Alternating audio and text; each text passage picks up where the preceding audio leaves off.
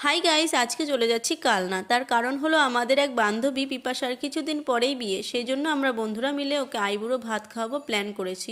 তো প্রথমেই একটা ফুলের দোকানে ঢুকে সেখান থেকে ডেকোরেশনের জন্য দুটো ফুলের মালা নিয়ে নিলাম। তারপরে মিও আমর থেকে একটা ছোট্ট দেখে কেক নিয়ে চলে গেলাম রলিকে। রলিকে ঢুকে কিছুক্ষণ অপেক্ষা করার পর আমাদের মেন ব্রাইড পিপাসা ও চলে এলো। পিপাসা এসে নিয়ে তো খুবই খুশি হয়েছিল এই ডেকোরেশন দেখে। দিয়ে আমাদের এখানে ফুলের ডেকোরেশনটা বাকি ছিল দেখে সেটা কমপ্লিট করলাম। তারপরে তোমাদের দেখালাম পুরো ডেকোরেশনটা।